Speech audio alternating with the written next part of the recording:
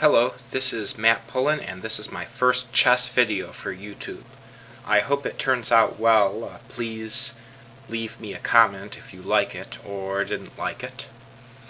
I'm going to show you a game that I played last month at a Game 30 event in Deerfield, Illinois. I was black, and my opponent is Tom Gaul.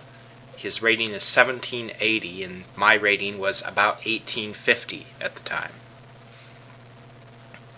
The game started knight f3, and I played d5, and he played b3, the Nimzo-Larsen, and I played knight f6 and bishop f5, the London system, which is my favorite setup to play against the flank openings.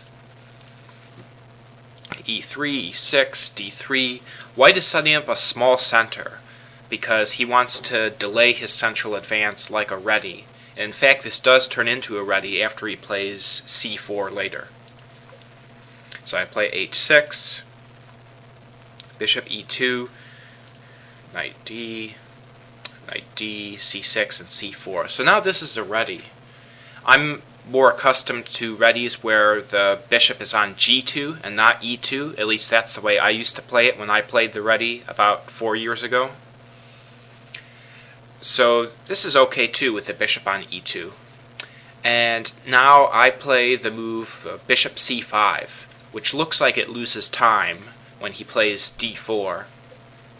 But it's actually, I'm provoking him to play this, which he did, and I drop back to d6 because, as you see, by provoking that, the white center has lost its flexibility, and now the light square diagonal, especially the square e4, is weakened. And my other bishop, the bishop on f5, is very strong. Now my bishop moved twice to get to d6, but his pawn moved twice to get to d4, so in terms of tempi, it's pretty even. This is a reversed London system, if you will. So rook c1 and castles, and a5 to gain some space on the queen side. He goes in with the knight, and I push the pawn again. He cannot really take this because then I have queen a5 and I win the pawn back right away. Plus he has an isolated a-pawn in that variation. He closes the queen side, which I don't think it's a good idea for him really, but he should try to open the file where he put his c-rook, because rook c1 doesn't look very smart if you're just going to close that file. So I drop back to b8 with the bishop. I decided it was better than c7 because the rooks don't really need to be connected in this position. Plus bishop c7, it stops my queen from getting out to a5, so he might consider taking. He pushed past, totally locking the queen side down, which is the point of his move c5. But now I can start to play in the center again. I play my knight in, and he takes the knight, and I trade off my worst piece by playing knight d7 takes e5.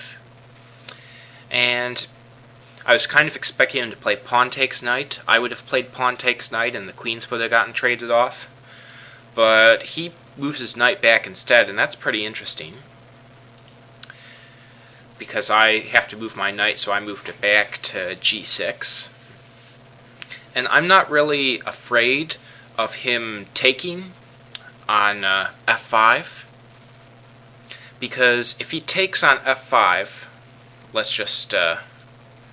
if he takes on f5, then I get the doubled f-pawn, but the doubled f-pawn is very strong because it stops him from playing e4. So his bishop on b2 looks really bad. And in addition, I might start a minority attack by pushing the pawn again to f4. All my pieces are either on the king side or pointing to the king side. So I figure that would be a very strong way for me to play. So he did not do that. He moved his bishop to f3, trying to play e4. And I chased his bishop with my knight, and he moved the bishop again. And I played queen c7, which pins the knight to the h2, so that if he ever moves that knight, I can play queen takes h2 checkmate. So he did not want to allow this. He pushed the f-pawn, but in doing that, he permanently weakens his e4 square. So in this game I've provoked d4 and also provoked f4, and that has made his e4 square very weak, so I am happy with that. Play g6, queen e2, takes, knight there. Again, if he takes, then I'm happy with my position, because he's got the open e-file and the backward pawn, and his bishop on b2 is really bad, and I just think I have a lot of play in here. So this would have been strong for me. He does have to defend against the knight takes e3, which is a fork on his queen and rook, so he moves the rook there. And in response to that, I move my king. So I'm preparing to move my rook over to the G or H file. And he plays e4, which is a mistake.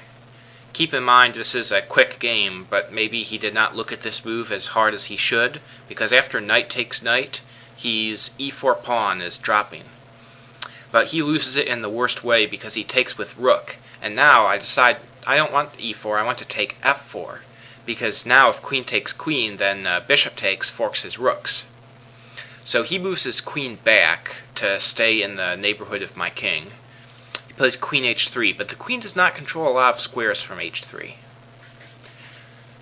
Now in this position, you might find queen d2 is the best move, because it threatens bishop takes rook and also queen takes bishop. That move wins material by force, but I did not find it in this game. So I should have played that. That is a winning move. But the move I played is also pretty good. I played a3, a move that's been in the position for 13 moves, but I haven't really found the time to play it until now. He cannot play bishop takes, because after rook takes, his c1 rook is hanging. So takes with rook, and I take with rook, and his queen has to defend h2, so he's got to take with bishop, and now I play queen d2, and his d4 pawn is very hard to defend. If he plays queen c3 to guard that pawn, then I will trade, and I will take, and my king can penetrate on light squares. I have a protected passed pawn, I'm up material. This ending should be an easy win for me, and his pieces are not well placed at all. So he should have played queen c3, but instead he played the rook f1, trying to stay active, and I took for check, and his king moved to the corner, and then I took this pawn. So plays bishop c1, trying to attack my king side still. So I push the pawn, and he has to tear open my position at all costs, but this also tears open a diagonal to his king. I play queen d5, getting on the same diagonal as his king, so I'm threatening to push e3 for check. Also, if he plays pawn takes pawn, I can play queen takes, and after the queens trade off, there is no attack. So he plays there, which is a good move. It blocks my pawn, and also threatens queen h6 check. But I thought queen h6 check would not be that big a deal, so I grabbed another pawn and allowed this check. Because if he plays bishop e2, threatening checkmate in the corner, then I have bishop e5. A strong move which shuts down that diagonal and in effect wins the game. So bishop b2 is not in. He played rook f6, threatening to sacrifice the rook and get a perpetual check. But it's my move, I have the initiative. I checked with the pawn, and he played over, and I played this check.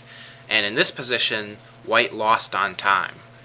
So this is where the game ended. But as we saw in post-mortem, this is totally winning for black. He cannot block here, because then I will push the pawn. And he loses the rook, because if he takes my queen, I will simply get another one. So, let's go back. If he plays this move, the king move, then I do not take the bishop, because that would be a draw. He would get a perpetual check. So I check here, and then, let's say king g1, and I take here for check. Looks like I'm sacrificing a piece,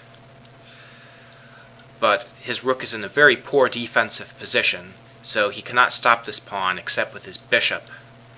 And then I just win the bishop, and I'm up 3 pawns in the rook and pawn ending. It is an easy win for me. So that was my game against Tom Gaul. I hope you enjoyed watching, and I will make another one of these in a bit.